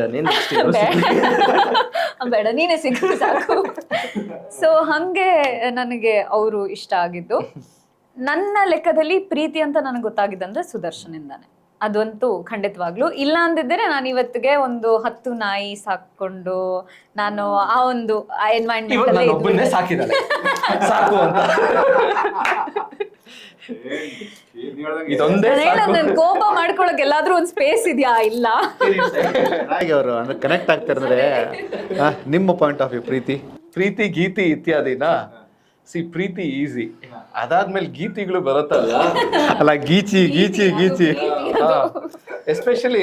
ಓಕೆ, ಆ ಪ್ರೀತಿ ಸ್ಟೇಜ್ ನಲ್ಲೆಲ್ಲ ಬ್ಯೂಟಿಫುಲ್ ಆಗಿರತ್ತೆ, ಚೆನ್ನಾಗಿರತ್ತೆ. ಅದಾದ್ಮೇಲೆ ಕಂಪನಿ ಕಟ್ಟದ್ ಸೂಪರ್, ಅದನ್ನ ಮೇಂಟೈನ್ ಮಾಡ್ಬೇಕಲ್ಲ ನಾವು ಪ್ರತಿದಿನ. ಅದಕ್ಕೆ ಸ್ವಲ್ಪ ಡಸ್ಟಿಂಗ್ ಹೊಡೆದು ಅವಾಗ ಪೇಂಟ್ ಹೊಡ್ಸಿ ಸ್ವಲ್ಪ ಆ ಮೇಂಟೆನೆನ್ಸ್ ಮಾಡೋದಿದೆಯಲ್ಲ, ಅದೇ ಗೀತಿ, ಅದ್ರಲ್ಲೇ ಮ್ಯಾಟರ್ ಆಗೋದು. ಇಲ್ಲ ಅಂದ್ರೆ ಫೋಕಸ್ ಜೀವನದಲ್ಲಿ ಇತ್ಯಾದಿಗಳ ಕಡೆ ಹೊಟ್ಟೋಗ್ಬರುತ್ತೆ. ಸೊ ಆ ಪ್ರೀತಿಗೂ ಇತ್ಯಾದಿಗೂ ಲಿಂಕೇ ಗೀತಿ. ಅದನ್ನ ಹೋಗಿಲ್ಲ ಅಲ್ಲ ಇತ್ಯಾದಿ ಕಡೆ, ಮೇಂಟೆನೆನ್ಸ್ ಚೆನ್ನಾಗಿದೆ ಅಲ್ವಾ? ಅಲ್ಲ, ದುಡ್ಡಿಲ್ಲ, ಟೈಮ್ ಇಲ್ಲ. ಇಬ್ರು ನೋಡಿ ಎಷ್ಟು ಚೆನ್ನಾಗಿ ನೀವು ಈ ಪ್ರೀತಿ ಗೀತಿ ಅಂದಾಗ ನಮ್ಮ ಪವನ್ ಮುಖದಲ್ಲಿ ಒಂದು ಮಂದಾಸ ಇತ್ತು, ಈ ಶೋ ಡೈರೆಕ್ಟರ್ ಮುಖದಲ್ಲಿ ಮಂದಾಸ ಇತ್ತು. ಏನ್ ಚೆನ್ನಾಗಿ ಎಕ್ಸ್ಪ್ಲೇನ್ ಮಾಡ್ತಾರೆ ಸುದರ್ಶನ್. ಪ್ರೀತಿ ಓಕೆ, ಗೀತಿ ಏನಿಂಗ್ ಮೇಂಟೈನ್ ಇತ್ಯಾದಿಗೆ ಹೋಗ್ಬಾರದು ಅಂತ. ಪ್ರಾಜೆಕ್ಟ್ಗಳನ್ನ ಟೆಲಿವಿಷನ್, ರಿಯಾಲಿಟಿ ಶೋನೋ ಅಥವಾ ಸ್ಟ್ಯಾಂಡಪ್ ಕಾಮಿಡಿಯೋ ಅಥವಾ ಸಿನಿಮಾನೋ ಎಲ್ಲವೂ ಮಾಡಿದ ನಂತರವೂ ಕಲಾವಿದರಾಗಿ ನಿಮ್ಮಲ್ಲಿ ಎಂದೂ ಬಾಡದಂತಹ ಆ ಒಂದು ಮಂದಹಾಸ, ಆ ಒಂದು ಎನರ್ಜಿ ಕ್ಯಾರಿ ಆಗ್ತಿದೆಯಲ್ಲ, ನಾನು ಅದನ್ನು ಭಾಳ ಸೆಲೆಬ್ರೇಟ್ ಮಾಡ್ತೀನಿ. ಅದು ಎಲ್ರಿಗೂ ಇರಬೇಕು. ಅದು ಯಾವುದೋ ಒಂದು ಪ್ರಾಜೆಕ್ಟ್ ಹಿಟ್ ಆದ ತಕ್ಷಣ ಇದೊಂದ್ರ ಬಗ್ಗೆ ಮಾತಾಡೋ ಬದಲು ಎಲ್ಲವನ್ನ ರೆಸ್ಪೆಕ್ಟ್ ಮಾಡ್ತಾ ನಿಮ್ಗಳನ್ನ ನಾವು ಸೆಲೆಬ್ರೇಟ್ ಮಾಡಿದ್ರೇನೆ ನಿಮ್ಮ ವ್ಯಕ್ತಿತ್ವಕ್ಕೆ ನಾವು ರೆಸ್ಪೆಕ್ಟ್ ಕೊಟ್ಟಂಗಲ್ವಾ? ಈ ಫ್ಲೋ ಎಷ್ಟು ಎನರ್ಜಿ ಕೊಡುತ್ತೆ ನಿಮ್ಗೆ ಈ ಥರದ್ದೆಲ್ಲ ಆದಾಗ? ನಿಮ್ಮಂತ ಒಳ್ಳೆಯವ್ರು ನಮ್ಮ ದೇಶದಲ್ಲಿ ಇದ್ದಿದ್ರೆ ನಮ್ಮ ದೇಶ ಎಲ್ಲೋ ಇರ್ತಿತ್ತು. ತುಂಬಾ ಮೋಟಿವೇಟ್ ಮಾಡ್ತಿತ್ತು. ಅಂದ್ರೆ ಒಬ್ರು ಇಲ್ಲಿ ಟೋಪಿ ಹಾಕೊಂಡ್ ಕೂತಿದ್ದೀರಾ, ಮಿಕ್ತವ್ರೆಲ್ಲ ಬರೀ ಟೋಪಿ ಹಾಕೋರೆ ಸಿಗ್ತಾರೆ. ಏನ್ ಮಾಡೋಣ? ಏನ್ ಡೈಲಾಗ್ ಗುರು ಸಂಗೀತಮ್ಮ, ಡೈಲಿ 1 hour ಬರ್ತೀನಿ ನಾನು ನಿಮ್ಮ ಮನೆಗೆ ಈಗ. ಬನ್ನಿ, ಆಮೇಲೆ ಬರ್ತಾ ಹಂಗೆ ಆ ಮೋಟಿವೇಶನ್ ತಗೊಂಡ್ ಬನ್ನಿ. ನೀವ್ ಹೇಳಿದ್ರಲ್ಲ ಈ ರೇಂಜಿಗೆ ಹೊಗಳ್ತಾ ಇದಾರೆಪ್ಪ, ನನಗ್ ಮಗು ಬೇಡ ಏನು ಬೇಡ ಇಂಟರ್ವ್ಯೂ ಬಂದಿದ್ದೆ ಖುಷಿ ನನಗೆ. ಬಟ್ ಸಿನಿಮಾದಲ್ಲಿ ಪ್ರತಿ ವರ್ಷನೂ ಅಂದರೆ ಪ್ರತಿದಿನನೂ ನಾನು ಆ್ಯಕ್ಟರ್ ಆಗಬೇಕು, ನಾನು ರೈಟರ್ ಆಗಬೇಕು, ತುಂಬ ಜನ ಬರ್ತಾರೆ. ಬಟ್ ತುಂಬ ಕಮ್ಮಿ ಜನ ಇಲ್ಲಿ ಉಳ್ಕೊಳ್ಳೋದು. ಏನು ಪ್ರಾಬ್ಲಮ್ ಅಂತ ಜನರಲಾಗಿ ನೀವು ಅಬ್ಸರ್ವ್ ಮಾಡ್ದಂಗೆ ಏನು ಅವರಲ್ಲಿ ಏನು ಅಂದರೆ ಬ್ಯಾಂಕ್ ಬ್ಯಾಲೆನ್ಸ್ ಒಂದು ಇಲ್ಲ ಅದು. ಬಟ್ ತಮಾಷೆ ಇದ್ರು this is a very serious thing ಗೊತ್ತಾ. ಬ್ಯಾಂಕ್ ಬ್ಯಾಲೆನ್ಸ್ ಬಗ್ಗೆ ನಾನು ಮಾತಾಡ್ಲೇಬೇಕು. ಎಸ್ಪೆಷಲಿ ಈ ಸ್ಟ್ರಗ್ಲಿಂಗ್ ಆಕ್ಟರ್ಸ್ ಏನ್ ಮಾಡ್ಬಿಡ್ತಾರೆ ಅಂತಂದ್ರೆ, ಈ ಕೆಲಸ ಎಲ್ಲ ಬಿಟ್ಬಿಡ್ತೀನಿ, ಬರೀ ಆಕ್ಟಿಂಗ್ ಗೆ ಬಂದ್ಬಿಡ್ತೀನಿ ಅನ್ನೋ ಒಂದು ಮೆಂಟಾಲಿಟಿ ಇತ್ತು. ಇದನ್ನೇ ಪ್ರೊಫೆಷನ್ ಆಗಿ ತಗೊಂಡ್ಬಿಡ್ತೀನಿ, ಪೇಮೆಂಟ್ ಇಲ್ಲಿಂದಾನೇ ಬರ್ಲಿ ಅನ್ನೋ ಒಂದು ಸೋರ್ಸ್ ಮಾತ್ರ ಇಟ್ಕೊಳ್ತೀನಿ ಅಂದ್ರೆ ದಿಸ್ ಇಸ್ ನಾಟ್ ಅಂದ್ರೆ ಈ ಮಿಡಲ್ ಕ್ಲಾಸ್ ಅಂದ್ರೆ ಈ ಟಿಪಿಕಲ್ ಮಿಡಲ್ ಕ್ಲಾಸ್ ಜನ ಇರ್ತಾರಲ್ಲ ಅವ್ರಿಗೆ ನಾನು ಅದೇ ಕ್ಯಾಟಗರಿ. ನನಗೆ ರಾಂಗ್ ಮೋಟಿವೇಶನ್ ಸಿಕ್ಬಿಟ್ಟಿತ್ತು ನಮ್ಮ ಟೈಮ್ನಲ್ಲಿ. ಅಂದ್ರೆ ಪರ್ಸ್ಯೂ ಯುವರ್ ಪ್ಯಾಷನ್ ಅಂತ ಎಲ್ಲ ಯೂಟ್ಯೂಬ್ ವಿಡಿಯೋಸ್ ಬರೋದು ಆಯ್ತಾ. ನಾನು ಅದನ್ನ ನೋಡ್ಬಿಟ್ಟು ದೊಡ್ಡ ದೊಡ್ಡ ಇಂಗ್ಲಿಷ್ ವರ್ಡ್ಗಳು ನನ್ನ ಮಗನ್ ಅದು ಅಂದ್ಬಿಟ್ಟು ನಾನು MBA ಎಲ್ಲ ಬಿಟ್ಟು ಬಂದ್ಬಿಟ್ಟಿದ್ದೆ. ಅದೆಲ್ಲ ಮಾಡಿ ಸ್ಟುಪಿಡಿಟಿ ಅದು ಬ್ಯಾಲೆನ್ಸ್ ಮಾಡಬೇಕು. ನಿಮ್ಮ ಬ್ಯಾಂಕ್ ಬ್ಯಾಲೆನ್ಸು, ನಿಮ್ಮ ಫೈನಾನ್ಷಿಯಲ್ ಸಿಚುವೇಶನ್ ಯಾವಾಗ ಕರೆಕ್ಟಾಗಿ ಬ್ಯಾಲೆನ್ಸ್ಡ್ ಆಗಿರುತ್ತೋ ಈ ಕ್ರಿಯೇಟಿವ್ ಫೀಲ್ಡ್ಸ್ಗೆ ಎಲ್ಲ ಎಂಟರ್ ಆಗಿ. This is the most practical advice. ಅವ್ರ ಬ್ಯಾಕಿಂಗ್ ಇರಬೇಕು, ಫ್ಯಾಮಿಲಿಗಳಿಂದ ಬ್ಯಾಕಿಂಗ್ ಇರ್ಬೇಕು ಫೈನಾನ್ಷಿಯಲಿ. ಇಲ್ಲ ಅಂದ್ರೆ ತೀರಾ ಕಷ್ಟ. ಇವಾಗ ನಾನು coming from a lower middle class family, trust me. ನಾನು ಒಬ್ಳೆ ಅರ್ನಿಂಗ್, ತಂದೆ ಹೋಗಿ ತುಂಬಾ ವರ್ಷ ಆಗಿತ್ತು, ನಾನು ಒಬ್ಳೆ ಅರ್ನಿಂಗ್, ಅಮ್ಮ ಹೋಮ್ ಮೇಕರ್. ಸೊ ಈ ತರ ಸಿಚುವೇಶನ್ ಅಲ್ಲಿ ನಾನು ಸಿನಿಮಾ ಇಂಡಸ್ಟ್ರಿನೇ ನಂಬ್ಕೊಂಡು ಇಷ್ಟು ವರ್ಷ ನಾನು ಇನ್ನೂ ಬದುಕಿದ್ದೆ. ಅಂದ್ರೆ ಇವಾಗ್ಲೂ ಇದೀನಿ ಆ ಒಂದು ಪೇಷನ್ಸ್ ಇಂದ ಅಷ್ಟೇ. ಆ ಪೇಷನ್ಸ್ ಇಂದ. ಬಟ್ ಒಳಗಿಂದ ಕುಗ್ಗುತ್ತಾನೆ ಇರ್ತೀವಿ. ಇಟ್ಸ್ ನಾಟ್ ಲೈಕ್ ಒಂದೇ ಗ್ರಾಫ್ ಅಲ್ಲಿ ಇದೆ ಅಂತಲ್ಲ. ಪ್ರತಿದಿನಾನು ಈಗ ಹೆಂಗಾಗ್ಬಿಟ್ಟಿದೆ ಅಂದ್ರೆ, ನಾವು ಇತ್ತೀಚೆಗೆ ಮಾತಾಡ್ಕೊಳ್ತಿದ್ವಿ, ಕೆಲಸ ಮಾಡಿರ್ತೀವಿ, ಸಿನಿಮಾ ಎಲ್ಲ ಮುಗ್ದಿರುತ್ತೆ, ನಮ್ದೆಲ್ಲ ಕೆಲಸಗಳು ಮುಗಿಸ್ಕೊಟ್ಟಿರ್ತೀವಿ, ಎಲ್ಲ ಆಗಿರುತ್ತೆ. ಬಟ್ ಅಲ್ಲಿದ್ರು ಪೇಮೆಂಟ್ಗೆ ನಾವು ದಿನ ಕೈ ಒಡ್ಬೇಕು, ಬೇಡ್ಕೋಬೇಕು, ಲಿಟ್ರಲಿ ಕಾಲಿಗೆ ಬೀಳ್ಬೇಕು. ನಮ್ಗೆ ಈ ತರ ಕಷ್ಟಗಳಿದೆ, ದಯವಿಟ್ಟು ಪ್ರಾಜೆಕ್ಟ್ ಮುಗಿದೋಗ್ಬಿಟ್ಟು ನಿಮ್ ಪೇಮೆಂಟ್ಸ್ ಏನಾದ್ರು ಪೆಂಡಿಂಗ್ ಇದ್ರೆ ಅದನ್ನ ತಗೊಳ್ಳೋ ಅಷ್ಟರಲ್ಲಿ ಜೀವ ಒಂದೊಂದ್ಸಲ ಬರೋದು ಇಲ್ಲ ಆಯ್ತಾ. ದಿನ ನಾವೇ ಬೇಡ್ಕೋಬೇಕು. ನಮ್ ದುಡ್ಡು ಅದು, ಅವ್ರ ದುಡ್ಡು ಅಲ್ಲ. ನಾವು ಕೆಲಸ ಮಾಡಿದ ದುಡ್ಡನ್ನ ಬೇಡ್ಕೋಬೇಕು. ದಯವಿಟ್ಟು ಕಳ್ಸಿ, ವರ್ಷಾನ್ಗಟ್ಲೆ. ಇಲ್ಲಿ ಯಾವ್ದೋ ಒಂದ್ ಸಿನಿಮಾ 4 ವರ್ಷ ಆಯ್ತು, ನಾವ್ ಇನ್ನೂ ಕ್ಯಾಲ್ಕುಲೇಟ್ ಮಾಡ್ತೀವಿ interest. It is a big amount. ಬಂದೇ ಇಲ್ಲ ಅಷ್ಟೇ. ಅಷ್ಟಕ್ಕೆ ಮರ್ತೋಗ್ತೀವಿ. ನಮ್ಗೆ ಅಷ್ಟೊತ್ತಿಗೆ ಬೇಜಾರಾಗೋಗಿರುತ್ತೆ. ಕೇಳಿ ನಮ್ಗೆ ಬೇಜಾರಾಗೋಗಿ. It is unfortunate. ಆಮೇಲೆ ಏನಾಗ್ಬಿಡುತ್ತೆ ಅಂದ್ರೆ ಆಡ್ ಜಾಬ್ಸ್ ಮಾಡಕ್ ಸ್ಟಾರ್ಟ್ ಮಾಡ್ಬಿಡ್ತಾರೆ. ನಾನು ಎಷ್ಟೊಂದ್ಸಲ ವೆಡ್ಡಿಂಗ್ ಫಿಲ್ಮ್ ಮೇಕರ್ಸ್ ಮಾಡ್ತಾರಲ್ಲ, ನಾನು ಎಷ್ಟೊಂದ್ ಜನ ಮಾತಾಡ್ಸ್ಬಿಟ್ಟಿದ್ದೀನಿ. ನಾನು ಒಂದಿಷ್ಟು ಈ ತರ ಕಂಪನಿ ಎಲ್ಲ ಮಾಡಿದ್ದೆ ಅವಾಗ. Everybody wanted to make a film. Everybody, ಎಲ್ಲರಿಗೂ ಸಿನಿಮಾ ಮಾಡಬೇಕು ಅನ್ನೋದೇ ಒಂದು ಅಲ್ಟಿಮೇಟ್ ಗೋಲ್. ಅನ್ಫಾರ್ಚುನೇಟ್ಲಿ ಅಲ್ಲಿಂದ ದುಡಿಯಕ್ಕಾಗಲ್ಲ ಅಂತ ಅಂದ್ಬಿಟ್ಟು ಆಡ್ ಜಾಬ್ಸ್ ಮಾಡ್ತಾರೆ. ಸೊ ಇದೇನಾಗ್ಬಿಡುತ್ತೆ, ಅದು ಮಾಡ್ತಾ ಅದೊಂದು ಫೈಟ್ ಆಗ್ಬಿಡುತ್ತೆ. ಸರ್ವೈವಲ್ಗೆ ಪ್ಯಾಷನ್, ಸರ್ವೈವಲ್ ಪ್ಯಾಷನ್ ಅಂತ ಬಂದಾಗ ಸರ್ವೈವಲ್ ವಿನ್ಸ್. ಕ್ರಿಯೇಟಿವಿಟಿಗೆ ಫುಲ್ ಸ್ಟಾಪ್ ಹೌದು. ಸಡನ್ ಆಗಿ ನೀವು ಹಿಂದೆ ತಿರುಗಿ ನೋಡಿದಾಗ 45 ವರ್ಷ 50 ವರ್ಷ ಆಗ್ಬಿಟ್ಟಿರತ್ತೆ, ಫ್ಯಾಮಿಲಿನೂ ಬಂದ್ಬಿಟ್ಟಿರತ್ತೆ, ಯುವರ್ ಡ್ರೀಮ್ಸ್ ಆರ್ ಗಾನ್.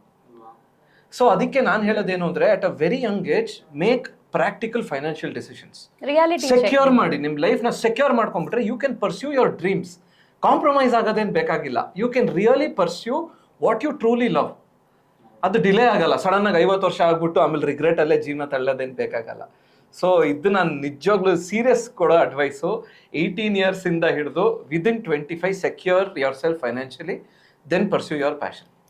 ಅಷ್ಟೇ. ತುಂಬ ಒಳ್ಳೆ ವಿಷಯ ಚರ್ಚೆ ಆಗ್ತಿರೋದ್ರೆ ಒಂದು ಅಂದರೆ ಸ್ಟ್ರೇಟ್ ಅವೇ ಪ್ರಶ್ನೆ, ಹೀರೋ ಆಗಬೇಕು ಅಥವಾ ಹೀರೋಯಿನ್ ಆಗಬೇಕು ಅಂತ ಅನ್ನೋರಿಗೆ 2 ವಿಷಯ ಕಣ್ಮುಂದು ಬರುತ್ತೆ.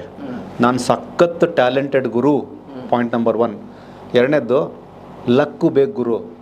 ಇದೆರಡನ್ನು ನೀವು ಹೇಗೆ ಡಿಫೈನ್ ಮಾಡ್ತೀರಿ? ಈ ಫಿಟ್ನೆಸ್ಸು ಮತ್ತೆ ನಾನು ಎಲ್ಲ ತಿಂತೀನಿ ಅಂತಾರಲ್ಲ, ಆ ಒಂದು ಎಕ್ಸಾಂಪಲ್ ಕೊಡ್ತೀನಿ.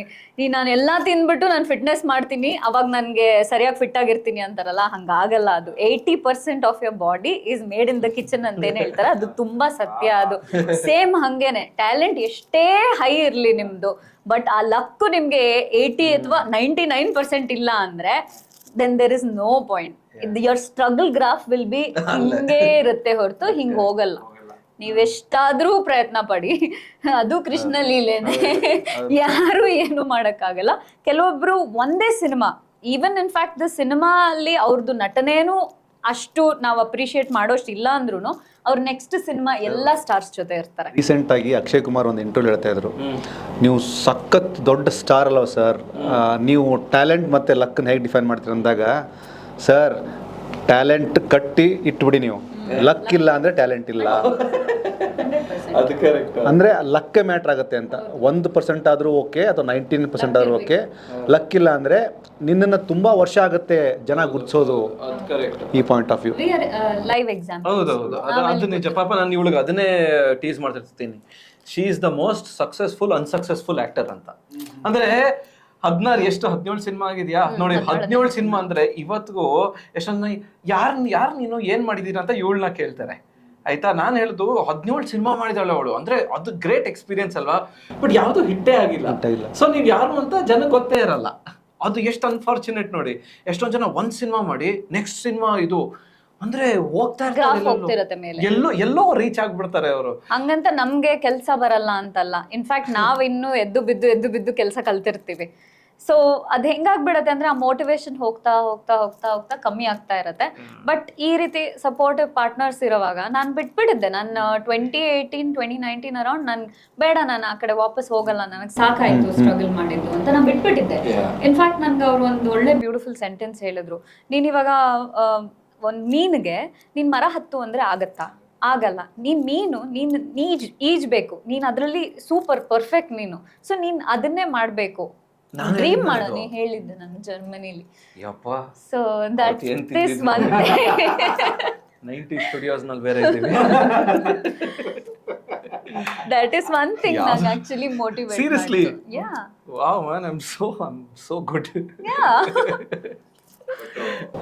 ಸಂಗೀತ ಹೇಳ್ದಂಗೆ ಭಾಳ ಕಷ್ಟ. ಅಂದರೆ ಇಷ್ಟು ವರ್ಷ ಟ್ರಾವೆಲ್ ಮಾಡ್ತಾನೆ ಏನೋ ಒಂದು ಪ್ರಾಜೆಕ್ಟ್ ಮಾಡಬೇಕು, ಚೆನ್ನಾಗಾಗುತ್ತೆ ಅನ್ನೋ ಭರವಸೆ ಮೇಲೆ ಪ್ರತಿದಿನ ಎದ್ದ ತಕ್ಷಣವೇ ಒಂದನೇ ಎನರ್ಜಿ ಪಾಸ್ ಆಗೋದು ಗೊತ್ತಾ, ಅದಕ್ಕಿರುವಂಥ ಫೀಲಿಂಗೇ ಬೇರೆ.